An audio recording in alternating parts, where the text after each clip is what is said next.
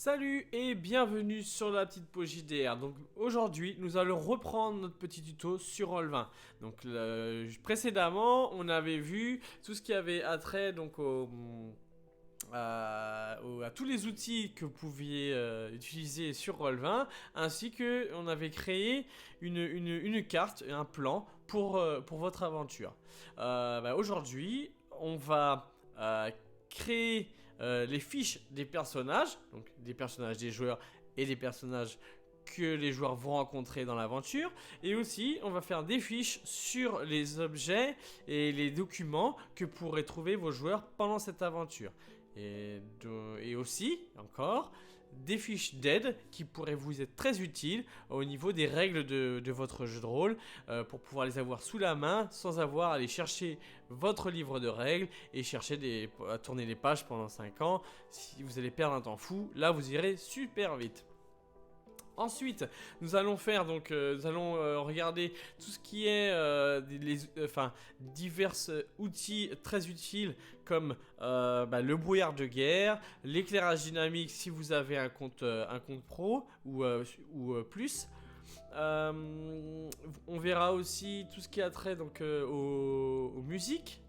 On verra tout ce qui est par rapport à la couche du MJ, justement voir un peu comment ça fonctionne par rapport à l'outil de la couche du MJ. Et nous verrons pour finir les macros qui sont très utiles. Voilà, donc on va commencer et c'est parti.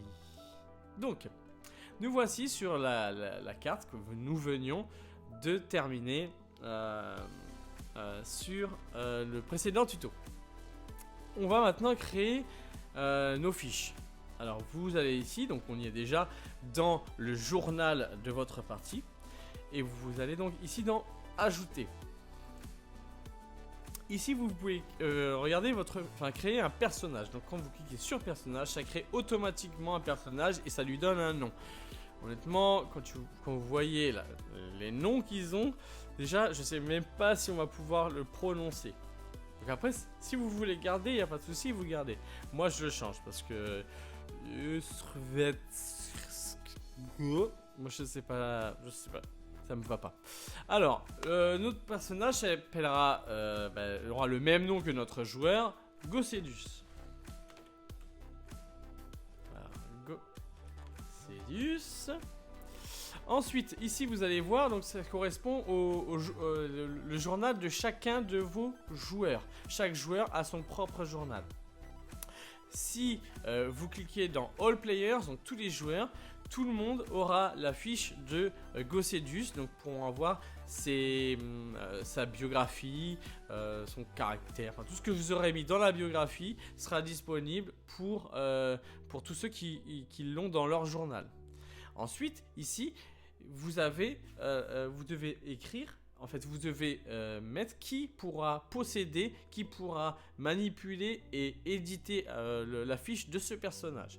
Donc là, dans le cas présent, c'est le personnage de votre joueur Gossédus, donc vous le donnez à Gossédus. Ne le donnez pas aux autres, sinon ça va être le souk. Voilà. Ici, le tag, en fait, c'est ce qui va vous permettre de mettre un mot-clé pour pouvoir facilement retrouver le personnage ou la fiche en question. Et donc, quand vous irez ici dans Search by Tag or Name, vous pouvez tout de suite aller chercher votre personnage en écrivant son nom ou le mot auquel il correspond. Donc, par exemple, ici, je sais pas. Là, honnêtement, bon, c'est pas gênant, hein, mais allez, on va faire un essai. Jedi, par exemple. Hein. On est dans du Star Wars, ça peut être sympa. Alors ici, maintenant, vous allez devoir mettre la photo, le portrait de votre personnage. Alors vous avez deux possibilités. Soit vous passez par la bibliothèque de Roll20, donc en allant dans portrait et en tapant donc un mot en anglais. Donc là, pour aller très vite, on va chercher dans les monsters. Je vais mettre la tête de qui là? Il n'y a pas un petit gars sympa à mettre.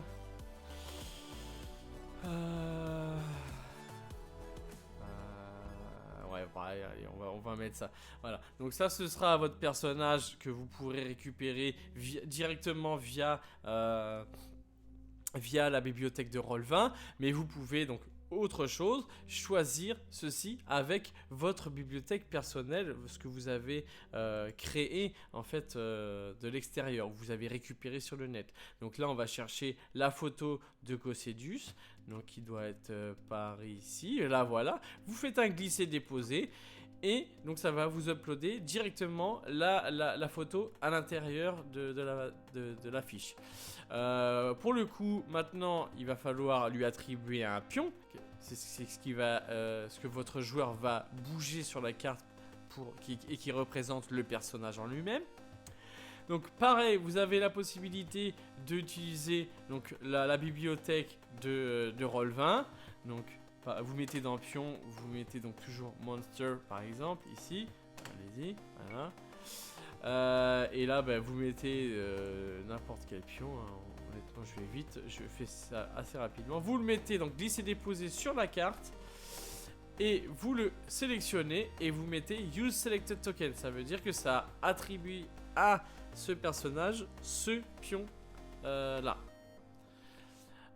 Mais moi, c'est pas ça qui m'intéresse. Honnêtement, je préférerais avoir un jeton qui ressemble à mon personnage. Donc, on va en choisir un autre. Donc là, pour le coup, j'avais déjà préparé mon jeton. Donc, je vais aller le chercher. Il est ici. Je vais aller le mettre dedans. En glisser-déposer de la même manière.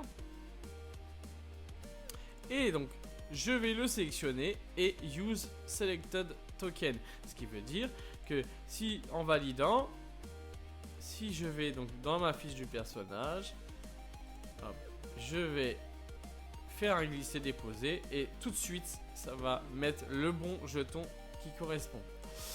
Une fois que vous avez votre jeton, vous allez aller dans la petite molette ici, là, le petit rouage là, et vous allez ici pour associer donc le jeton au personnage Gossedius, pas au joueur mais au personnage Gossedius. Voilà. Donc ce qui fait que ce jeton sera associé au personnage Gossedius. Alors ensuite, donc ça on le verra plus tard. Hop.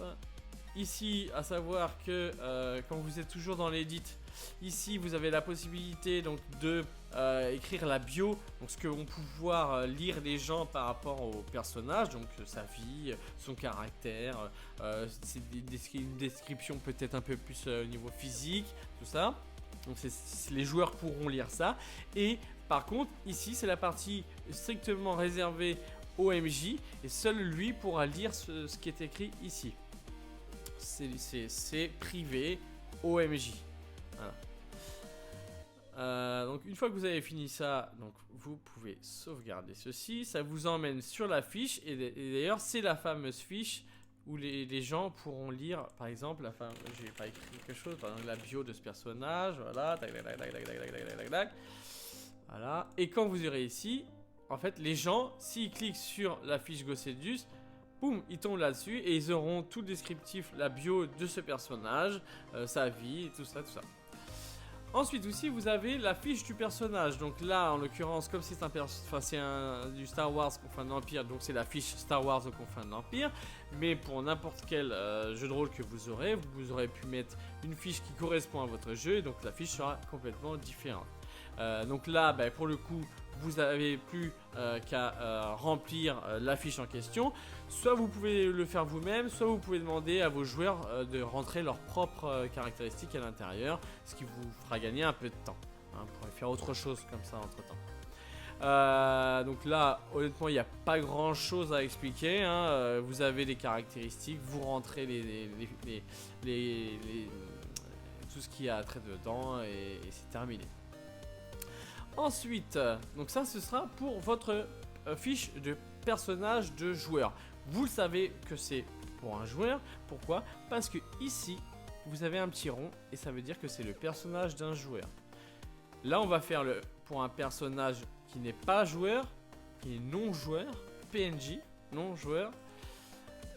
Donc là, ce sera Noxosley, on va laisser le nom. Ici, pour l'instant, mettons que les joueurs ne l'aient pas encore rencontré, donc vous ne mettez rien dedans. Et dès que les joueurs vont le rencontrer, vous pourrez, si vous voulez, mettre All Players et la fiche du personnage apparaîtra dans leur journal. Ici, nous allons mettre un portrait. Donc je vais aller chercher un portrait de personnage. On va mettre monstre. C'est très bien, ça m'évitera de chercher un peu plus. Donc on va mettre, je sais pas, ça par exemple. Un monstre tout pas beau. Voilà. Et pour le coup, on va lui attribuer un pion. C'est pareil, hein, vous inquiétez pas, je vais mettre n'importe quoi. Ça ne correspondra à rien. C'est juste pour créer le personnage. Donc là vous voyez le personnage est créé, son nom, son portrait et son pion qui sera manipulé par le MJ puisque c'est lui qui contrôle les personnages non joueurs. Donc ici vous sauvegardez, voici la fiche que pourront voir les joueurs une fois que le MJ leur aura donné la possibilité de voir sa fiche. Donc là pareil, hein, vous pouvez mettre des choses dessus, hein, et le MJ, vous voyez, il peut voir quelque chose en dessous. Il n'y a rien écrit, donc c'est normal. Donc, nous avons à l'heure actuelle, donc pour les fiches, la fiche d'un joueur et la fiche d'un personnage que les joueurs vont rencontrer.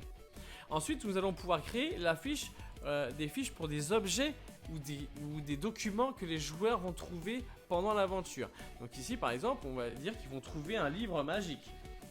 Un livre magique, voilà. Ici, tant que les joueurs ne l'ont pas trouvé, vous ne marquez rien, enfin vous n'attribuez aucun, vous mettez rien dedans, voilà. Et une fois que les joueurs l'auront trouvé, ils l'auront automatiquement. Ici, ce n'est que le MJ qui gère la fiche de ce livre magique, donc vous ne remplissez rien du tout. Là, pareil, si vous avez envie de mettre quelque chose, vous mettez, sinon vous mettez rien. Ensuite, on va lui trouver une petite photo à ce livre magique. Donc, nous allons aller dans Portrait. Nous allons mettre Book dedans. Hop, voilà. Hop, hop. Donc, un bouquin sympa. Voilà. Vous faites un glisser-déposer. Ah, bien sûr, il doit y avoir un souci avec le truc. Voilà, on va prendre celui-ci, voilà. Un glisser-déposer. Vous voyez la photo qui s'affiche à l'écran. Là, c'est pareil, donc pour l'instant, vous ne mettez rien. Ici, vous pouvez mettre la description du livre que les joueurs pourront lire. Hein, qui explique que c'est un livre magique, bleu ou vert ou je sais pas quoi, voilà. Ici vous pouvez écrire quelque chose pour que seul le MJ encore ne pourra lire, pas les autres. Donc dire que cet objet est inutile, voilà. Cet objet est inutile, vous sauvegardez. Et mettons que vos joueurs arrivent dans une forêt et trouvent un coffre. Et là, vous dites à vos joueurs, vous tombez sur un coffre et vous décidez donc de l'ouvrir. Et vous trouvez à l'intérieur ce livre. Et en mettant Show to Players, Show to Everyone, là, vous montrez à l'ensemble de vos joueurs le livre. Donc tout le monde va le voir. Tout le monde va voir ce qu'il y a écrit dans le descriptif qui sera écrit ici. Personne ne verra que cet objet est inutile parce que seul vous, le MJ, verrez ce qui est écrit dessus. Et du coup, automatiquement, quand vous irez dans le journal du joueur, il sera visible, il va faire partie du journal des joueurs. Vous le verrez, pourquoi? Parce que ici vous aurez un petit point qui vous dit que ce joueur voit cet objet dans son journal. Ensuite, je voulais voir quelque chose. Show to everyone. Alors attendez, je voulais voir quelque chose. Je vais tester. Je vais en créer un autre. Blablabla. Je vais mettre n'importe quoi, hein, vous inquiétez pas, c'est normal. Je vais mettre ce bouquin là par exemple. Voilà. Je vais sauvegarder. Ok, si je mets show to review, si je mets show to player, je mets cancel. Alors, voilà. Donc si jamais, voilà, c'est ce que je cherchais justement. Si jamais vous êtes dans un moment où un seul joueur peut voir ce qu'il y a à l'écran. Enfin, par exemple, il n'y a qu'un seul joueur qui est en face du livre, les autres ils sont autre part sur le plan. Vous pouvez décider de montrer par exemple que à Gossédius la chose, et ce qui fait que quand vous mettez show to players, normalement, seul Gossédius peut voir le livre. Les autres ne verront rien. Et là, par la suite, plus tard, vous pouvez leur montrer le bouquin parce que Gossédius va revenir. Et là, et vous décidez de le montrer à tout le monde. Mais, pour le coup, seul lui pourra le voir. Voilà.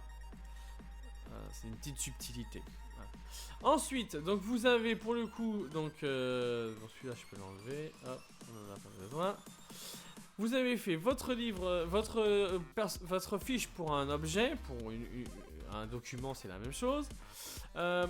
Votre fiche personnage qui va être rencontré par vos joueurs. Votre fiche pour un joueur. Maintenant, nous allons voir des fiches d'aide. Donc en fait, souvent, les règles sont assez complexes. Il y a plein de tableaux, de trucs qui sont qui sont quasiment impossibles à retenir. Il faut toujours avoir le bouquin près de soi et on se rappelle pas toujours où est la page et tout ça. Donc ici, vous avez la possibilité de vous mettre justement ces pages si vous avez scanné ou si vous avez trouvé sur le net directement le fichier en question, la photo en question. Vous pouvez les mettre dedans pour gagner du temps. Donc ce que vous faites, je sais pas moi, armes par exemple, une aide pour les armes. Vous mettez rien dedans. Vous allez chercher en fait où est dans votre dossier ici les armes en question. Donc ici par exemple c'est armes. Je vais mettre armes à distance dans Star Wars par exemple. Hein. Donc ça va l'uploader à l'intérieur. Faut attendre tout petit peu. Voilà, et donc quand vous avez un doute, vous allez donc ici, vous faites ceci, ça vous ouvre là, et là vous pouvez directement en zoomant regarder le document en question. Donc là vous pouvez, je cherche un pistolet blaster lourd, c'est ça, d'accord, dégâts, vous avez tout dessus directement. Ça, vous pouvez faire ça pour n'importe quoi. Donc ça vous fait gagner un temps précieux en vous évitant d'aller chercher à votre gauche le bouquin, tourner les pages et tout ça. Voilà, ça va vite. Ensuite, maintenant ce que je vous conseille et ce que je fais depuis peu, et ça, j'avoue que ça m'a fait gagner du temps, c'est ajouter des dossiers. Donc en fait, déjà je commence toujours par faire un dossier joueur où je mettrai tous mes joueurs dedans. Donc là, le cas présent, Gossédius est un de mes joueurs, je le mets dedans. Voilà. Ensuite, je vais faire un dossier pour mes aides. Donc mes aides de jeu. Donc ici, aide de jeu. Bien sûr, évidemment, je ne l'ai pas mis là où il fallait.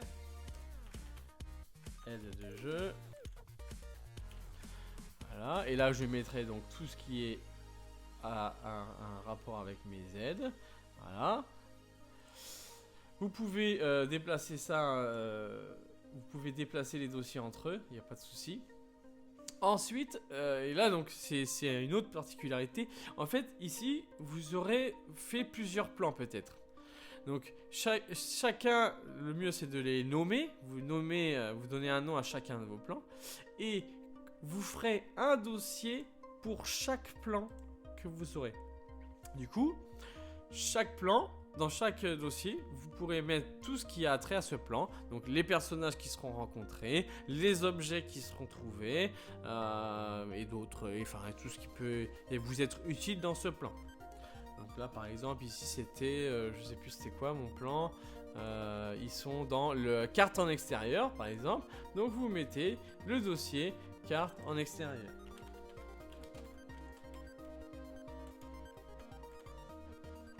Voilà. Donc là, bah, on sait que dans la carte en extérieur, j'aurai mon livre magique et que j'aurai le méchant Nuxu là, Nuxos Slay. Nuxos Slay, ah, il n'a pas été dedans. Voilà. Et du coup, c'est beaucoup plus lisible. Vous avez moins de choses à l'écran.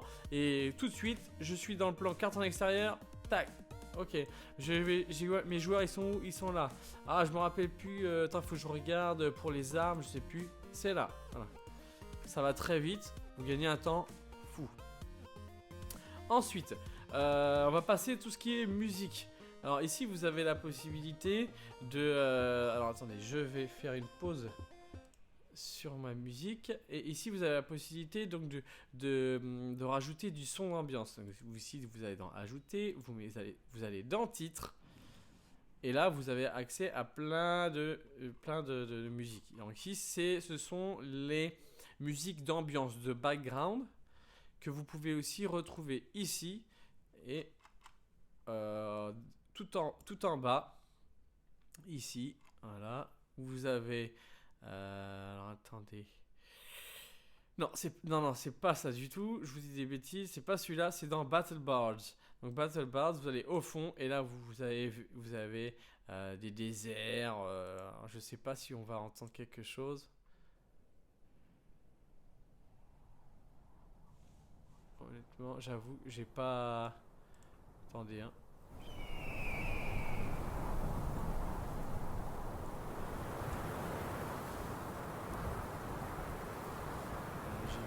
J'essaie de voir. Vous avez une pluie légère, par exemple.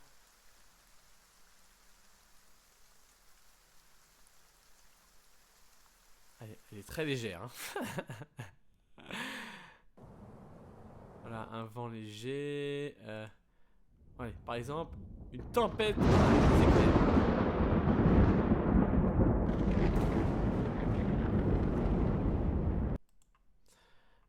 Un vent puissant. La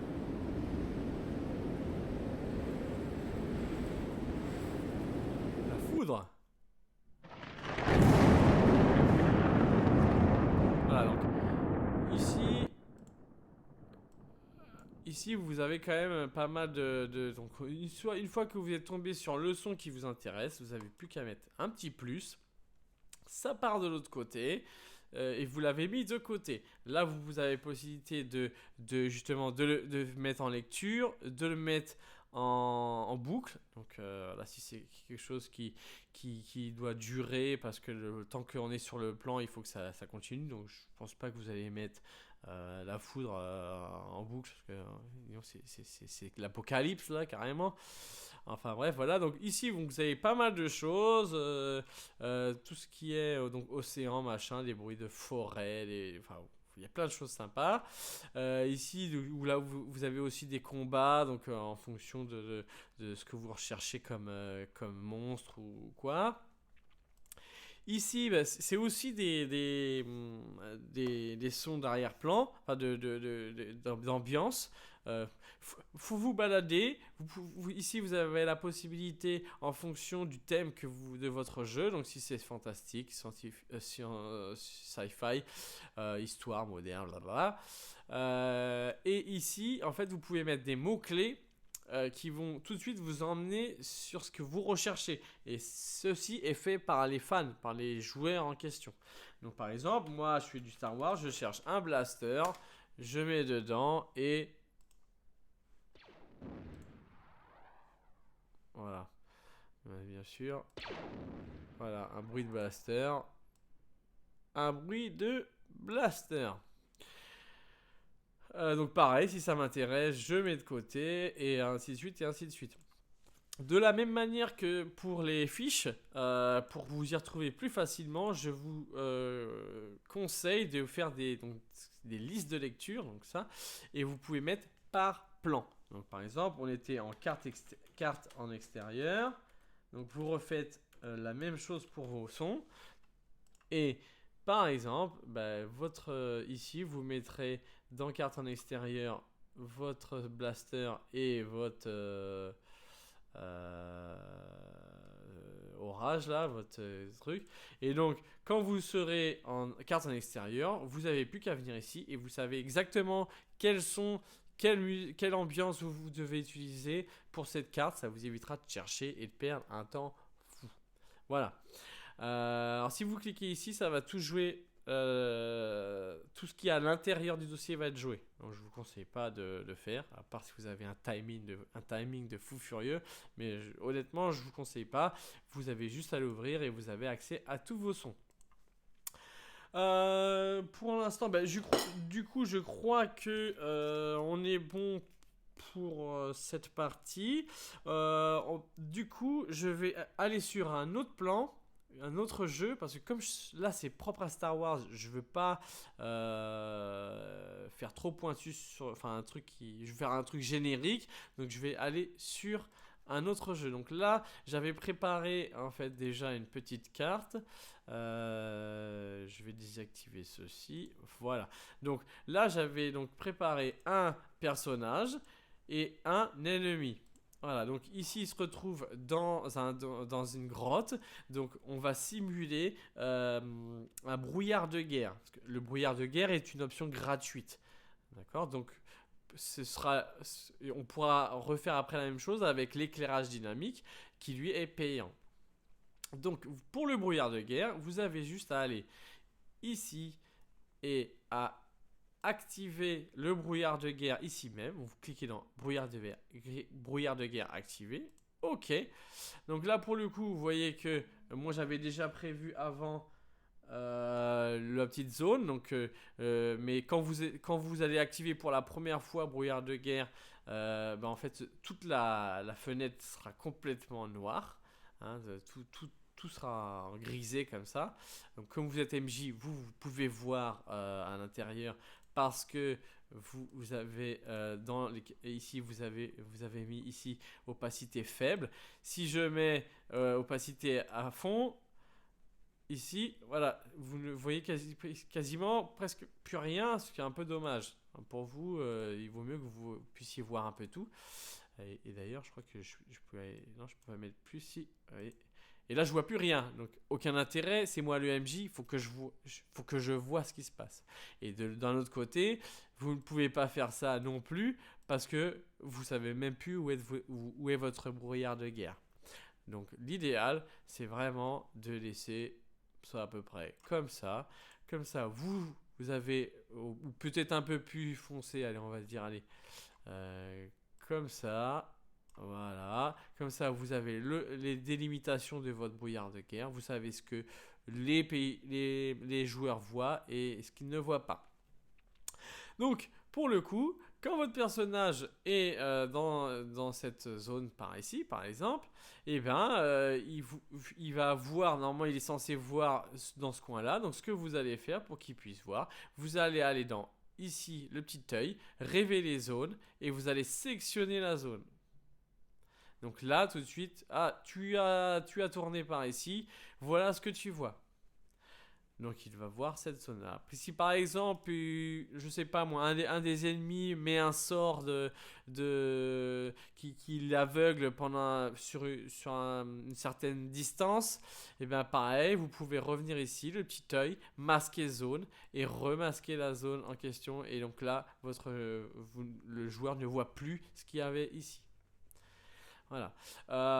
Et vous pouvez faire ça pour tout. Vous avez aussi la possibilité, par exemple, je vais vous montrer, donc révéler la zone, par exemple, je vais faire ça, de mettre un brouillard de guerre, en fait, sur... alors, attendez. Un truc un peu plus... précis, mettons, voilà, ici, voilà, vous pouvez sélectionner des zones et du coup, hop, et donc ici, masquer, non, ça n'a pas marché, bon, attendez, ouais, d'accord, c'est pour révéler, ça ne marche que pour révéler. Et d'accord, ça ne marche que pour révéler. Donc ça ne marche pas pour masquer. Donc si j'ai mon brouillard de guerre donc, qui est mis, réinitialiser les brouillards, on va réinitialiser les brouillards. Je vais révéler donc une zone ici pour avoir... Voilà, hop, hop, non. C'est pas simple, hein. Hop. Bon, et après, il faut faire quoi, là? D'accord, donc c'est clic gauche, clic droit pour valider la sélection. Donc ici, hop, et vous faites un clic droit pour valider la sélection. Voilà, de la même manière que ici, on va faire ceci. Voilà. Donc, pour révéler par une zone bien précise, vous faites ceci. Là, vous cliquez sur les points qui vous intéressent. Voilà, par exemple, je vais révéler tout ça. Et une fois que vous avez sélectionné votre zone, vous faites un clic droit, et ça valide la zone. Voilà, donc ça c'est pour le brouillard de guerre. Maintenant, attendez, hop, je vais remettre un peu des musiques. Voilà. Donc ça c'est pour le brouillard de guerre. Maintenant nous allons voir ce qui a trait à l'éclairage dynamique. Donc pour ceux qui ont un compte plus ou un compte pro. Donc là vous voyez que j'enlève le brouillard de guerre et je vais activer le brouillard, l'éclairage dynamique. Comme vous pouvez le voir ici, mon personnage, donc pour le joueur, tout ce qui est en grisé comme ça est censé être noir, il ne voit rien, et le cône, c'est ce qu'il voit. Donc ici, si je prends mon personnage, le joueur est là, ici il se déplace, le cône révèle la surface une nouvelle surface. Voilà. En sachant que voilà, vous pouvez le faire tourner comme ceci, il n'y a pas de souci. Des fois, il peut arriver que le cône soit dans son dos. Vous voyez que la lumière éclaire par son dos. Donc ce que vous faites, vous utilisez les options avancées, retourner horizontalement ou verticalement, et souvent ça règle le problème, ça remet dans le bon sens et vous l'avez tel quel. Donc ici en fait, quand vous allez ici, vous avez avancé. Là, vous avez justement l'émission, c'est là où vous allez régler en fait le cône de lumière. Donc moi je suis parti sur un rayon de 45 degrés, donc, mais vous pouvez faire plus grand, vous pouvez faire un 360 degrés, il n'y a pas de souci, hein, ça va faire une grande surface. Hein. Après vous gérez, je sais pas moi, du 25.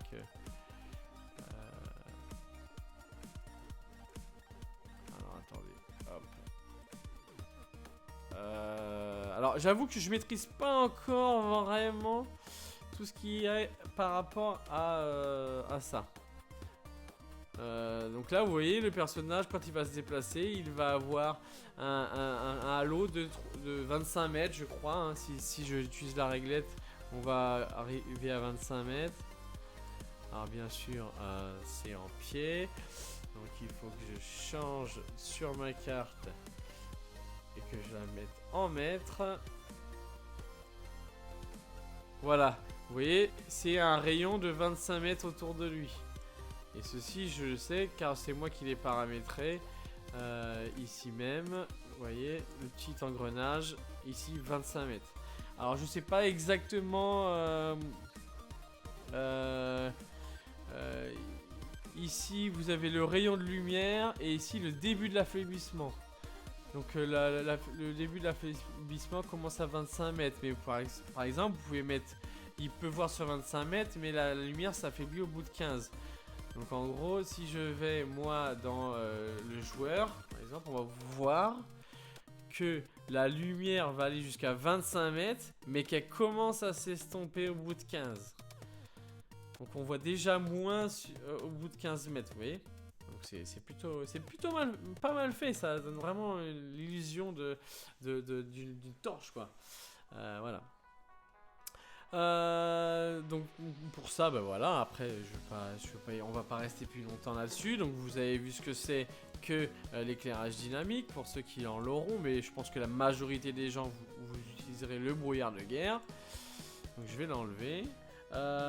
Ensuite, qu'est-ce qu'on peut voir? Donc par rapport à la couche du MJ, voilà. Alors ici, par exemple, on va chercher un pion de trésor, par exemple. Trésor, voilà. Il faut écrire à ma façon.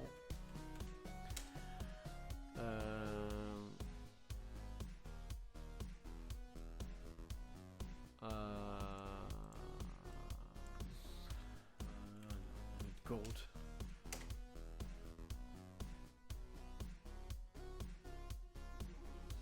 Voilà, de l'or par exemple. Là, vous avez dans un coin ici posé ici de l'or.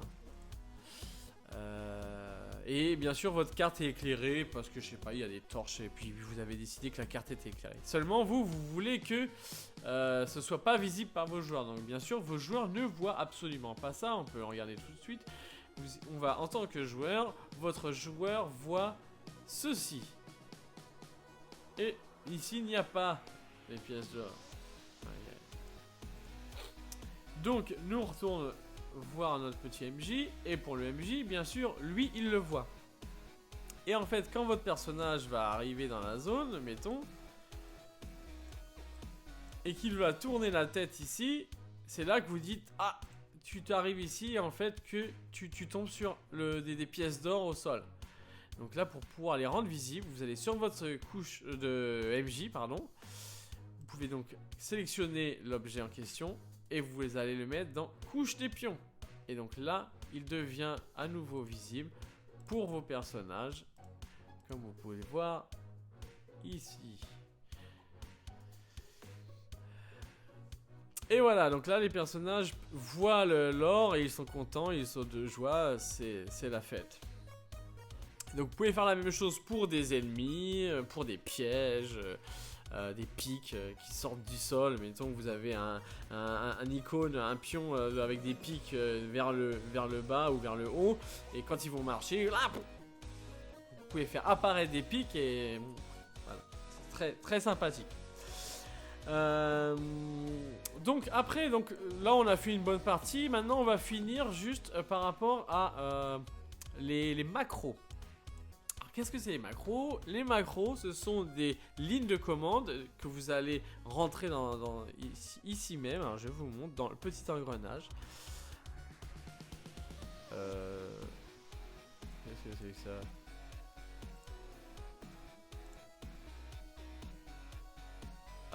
C'est pas ça que j'ai, moi. Et je suis dans... Ah oui, d'accord, j'étais en tant que joueur. D'accord. Autant pour moi. Donc, vous allez au niveau du MJ et vous allez dans votre petit engrenage. Donc là, vous avez vu, c'est plus du tout la même chose. Vous allez aller dans Avancer et... Non. Ah non, c'est pas du tout ça. Autant pour moi, ça. Je suis perturbé là, ça y est, là. Je suis complètement perturbé. Donc, ici, vous allez dans la fiche du personnage. Huc Pro Fatis. Dans Attributs et Abilities. Et dans Abilities, vous allez faire Ajouter. Ici, vous allez aller dans le petit crayon. Vous allez cliquer dessus et vous voyez qu'il y a un grand carré là. Donc, ce que vous allez faire, bien sûr, imaginez que ici vous avez vous avez rentré toutes les attributs, les compétences et tout ça de vos personnages. Donc, moi, je vais juste en rajouter une comme ça. Donc, par exemple, disons que ce personnage a un corps à corps de 70, par exemple. Hein, donc, vous allez là, hop. 70. Donc ici, par exemple, vous allez créer un macro pour un corps à corps. Donc ici, vous allez mettre corps à corps. Et vous allez taper la ligne de commande des dés qui vous seraient utiles, que vous devriez faire pour utiliser la compétence corps à corps.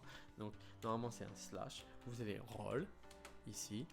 Là, vous allez faire un Alt GR et mettre une espèce de parenthèse, je sais plus trop comment ça s'appelle. Donc ce sera un des 20, un des 100, pardon, un des 100. Un Alt GR, vous finissez la parenthèse. Hop. Et là, vous mettez pas d'espace et vous faites inférieur à donc 70, puisque c'est son maximum. Là, vous allez valider. Et ici, vous allez cliquer dans Show as Token Action. Donc, ça veut dire que quand vous cliquerez sur votre jeton, et bien, automatiquement, dans le coin en haut à gauche, vous verrez apparaître la macro corps à corps. On va faire l'essai tout de suite. Hop, vous voyez, corps à corps. Attention, si jamais vous n'avez pas lié ici le personnage, votre jeton avec le personnage Hugues Profatis, ceci, le corps à corps ici, ça n'apparaîtra pas. Donc, si jamais vous avez fait le truc et qu'il n'y a rien qui s'est affiché là-haut, regardez bien ici s'il est bien associé avec le personnage. Et donc, quand vous faites ceci, vous n'avez plus qu'à cliquer et ça va lancer automatiquement la compétence corps à corps. Et vous pouvez faire ça pour tout. Voilà. Après, pour Star Wars, par exemple, pour moi, s'il y a des gens qui vont sur Star Wars, c'est encore un peu différent. C'est dans le sens où, voilà, quand vous regardez ici, si vous allez dans la partie chat, que vous faites flèche vers le haut dans le pavé directionnel, ça va vous mettre la dernière ligne de commande qui a été tapée. Donc là, pour le coup, on va pas faire ça. On va faire un truc standard. Roll 1 des 100 par exemple. Attendez. Hop. Je fais ça vite fait. Tac. Tac, 70. Normalement c'est bon. Voilà, donc ici, donc là la dernière commande qui a été tapée, c'est celle-ci. Vous faites copier, enfin vous mettez, vous copiez, vous coupez celle-là, donc couper, voilà. Et là, quand vous allez aller dans votre personnage, hop, vous créerez le truc, vous allez là-dedans, vous allez coller, et vous mettez la compétence en question. Et là, vous validerez. Mais ça, c'est uniquement pour Star Wars. Pour le reste, là, bah, vous pouvez l'écrire directement dans la case, il n'y a pas de souci. Donc ça, c'est pour les macros. Bah écoutez, je crois que c'est tout.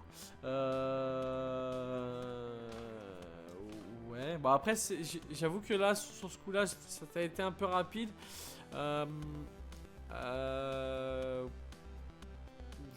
Mais je crois que j'ai tout fait.